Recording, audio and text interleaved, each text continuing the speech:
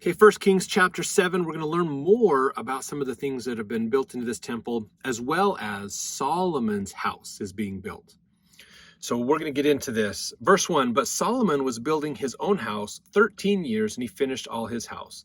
So remember, it took about 7 years, remember from the last chapter, to build the temple and how amazing it was. Well, it took 13 more years for Solomon to build his own palace, basically up. Place for him, place to meet with people, to do official work of the government, as well as other rooms and buildings. So long time. Verse 2, he built also the house of the forest of Lebanon. The length thereof was 100 cubits, the breadth 50 cubits, the height thereof 30 cubits, upon 4 rows of cedar pillars with cedar beams upon the pillars. It was covered with cedar above the beams that lay on 45 pillars, 15 in a row. There were windows in 3 rows, and light was against light in 3 ranks. All the doors and posts were square, with the windows and lights against light in 3 ranks. He made a porch of pillars. The length thereof was 50 cubits, the breadth 30 cubits. The porch was before them, and the other pillars and the thick beam were before them.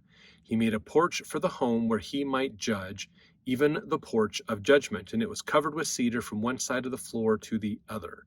And his house where he dwelt had another court within the porch, which was of the like work. Solomon made also an house for Pharaoh's daughter, whom he had taken to wife, like unto this porch. So he pulled all this stuff together, magnificent mansion of a place for him and his wives and family to live, to them to do official court business of the government and things. It's interesting, this is the second time we've seen this inference or this referral that Pharaoh had sent one of his daughters to marry Solomon, to unify or work together with Israel at the time. You need to go back, I believe it's chapter 3 is where we go into a lot more detail into this. There's a lot of speculation as to whether Solomon really did get a daughter of Pharaoh to wife or not, just because of the customs and traditions of the pharaohs, and we don't have anything in a history of pharaohs that says this is what happened. So we're not 100% sure how that worked out, but that's what we're seeing here. So go back and watch that for more information. Verse 9, all these were of costly stones, according to the measures of huge stones, sawed with saws within and without, even from the foundation unto the coping, and so on the outside toward the great court. The foundation was of costly stones, even great stones, stones of 10 cubits, stones of 8 cubits. Above were costly stones after the measure of huge stones and cedars.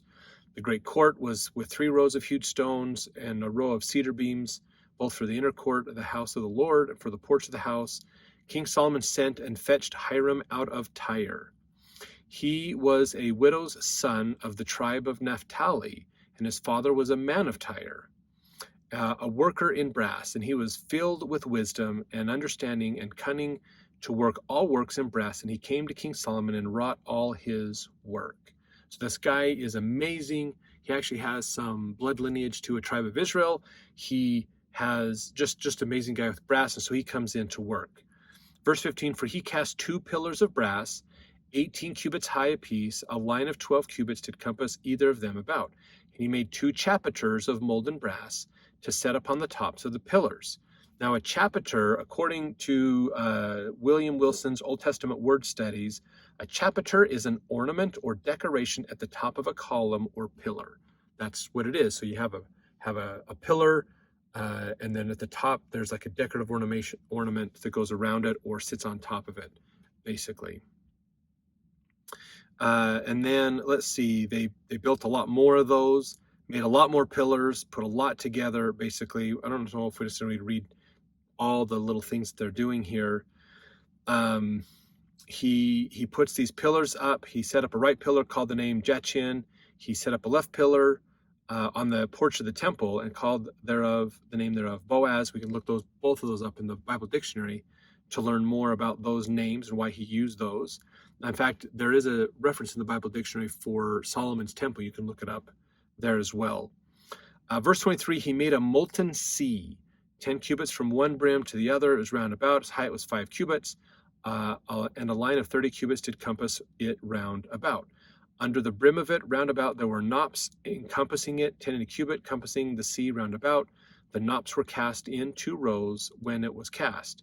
And it stood upon 12 oxen, there looking toward the north, 3 looking to the north, 3 looking toward the west, 3 looking toward the south, 3 looking toward the east. And the east was set above upon them, and all their hinder parts were inward.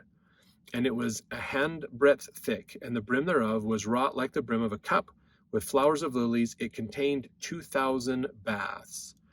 So this is this molten sea. Now, this might sound like lava to us or just some big open area. What this is what we would call today a baptismal font. Basically, this is the laver. Instead of being a small basin where you would sprinkle or wash yourself that way from the traveling tabernacle, this is one for immersion. Basically, you could get your whole body in here as well. It was big. In fact, in the book Mormon Doctrine, Bruce R. McConkie says this. He said, in Solomon's temple, a large molten sea of brass was placed on the backs of 12 oxen, these oxen being symbolic of the 12 tribes of Israel. This brazen sea was used for performing baptisms for the living. There were no baptisms for the dead until after the resurrection of Christ. It must be remembered that all direct and plain references to baptism have been deleted from the Old Testament, and that the word baptize is of Greek origin. Some equivalent words, such as wash, would have been used by the Hebrew peoples. In describing the molten sea, the Old Testament record says the sea was for priests to wash in. This is tantamount to saying that the priests performed baptisms in it. In this temple building dispensation, the brethren have been led by the Spirit of inspiration to pattern the baptismal fonts placed in the temples after the one in Solomon's temple. Now, so they used theirs during Solomon's day. The first temple period was used for the priests to officiate in ordinances like baptism or the washings portion of like an initiatory type situation. In our day and age, we use the baptismal font for baptisms for the dead. We don't necessarily use it for living ordinances. We use fonts that are in church buildings or swimming pools or rivers or lakes or other places like that to do living ordinance work. And then the temple is meant for more ordinance for the dead or vicarious ordinance work today, basically. But it's similar setup. If you've ever seen the pictures of the baptismal font or have been in there, you know what this looks like with the 12 oxen and 3 in each direction and the big kind of pool or bath above it that you'd get in to perform these ordinances. So this is basically what they're building and putting lots of ornamental stuff on here, cherubims, lions, other things, oxen, to help out, to make it look nice, put engravings on it. Lots of things they're talking about in here as well. He made 10 lavers of brass. One laver contained 40 baths. Every layer was 4 cubits. So these are smaller lavers that were put around for washing at different places as well.